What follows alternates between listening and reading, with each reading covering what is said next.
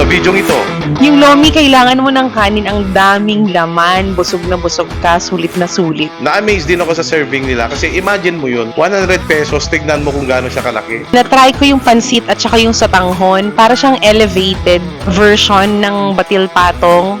Nagulat kami, punong-puno ng toppings. May Shanghai, may Karahay, may Calamares. Parang kumakain ng pansit batil patong na na-level up dun sa pagka-Chinese cuisine. Hindi ko alam kung tama yung mga pinagsasabi ko pero subukan nyo na lang para ma-experience yung mga nalasahan namin.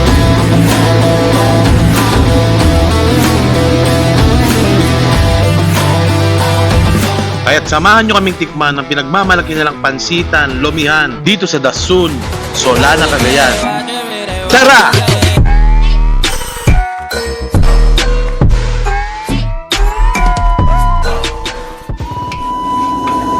Ako kasi dati sa Tuwigaraw, pero dati sa Chinese Chamber at saka dati sa mga Chinese restaurant. Ang bestseller namin dito sir, mga lomi. Pero kahit pansit sir, lahat sir, okay naman. Yung mga sotanghon ganun sir.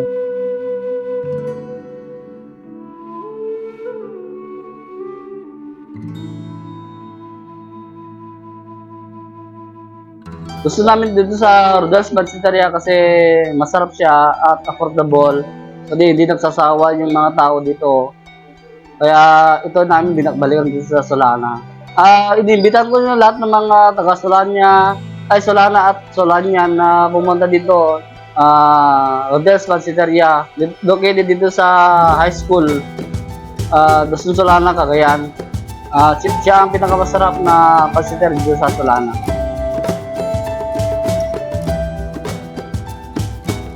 Marami rin choices sir. Meron kaming lomi, bihon, sotanghon, pansit batil patong. Saka meron din kaming palabok. Maraming ingredients din sir. Maraming mga sekreto sir. Meron siyang liver, calamares, meron siyang karahay, tapos Shanghai po. Sa 150 naman, meron ground pork, tapos karahay, liver, meron yung gulay, sprouted, calamares. Sa sotanghon, ganun din po sir. Pero ang the best talaga, yung mga dinaray nila, lomi sir. Nagulat ako dun sa laki ng Karahay na tinappings nila. May mga liver, calamares, andito na lahat, super overload na. Yung lapot na hinahanap ko, nandito na rin, tamang-tama lang siya. Meron lang akong nalalasahang iba na habang kumakain ako, para kang kumakain sa isang Chinese restaurant. Nag-order din kami ng pansit. Nagulat kami, punong-puno ng toppings. May Shanghai, may Karahay, may calamares. Medyo may kalayuan lang siya sa Sentro Solana.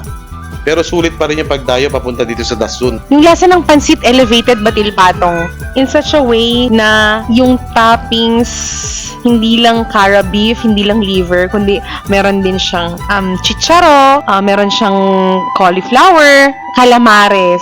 Of course, hindi mawawala ang karahay. First time kong makapunta sa pansitan na nag-o-offer ng hindi lang lomi, hindi lang pansit kabagan, nag-o-offer din sila ng sotanghon. Ang sabi nila, ito daw ay binabalik-balikan ng mga Chinese businessmen within the town.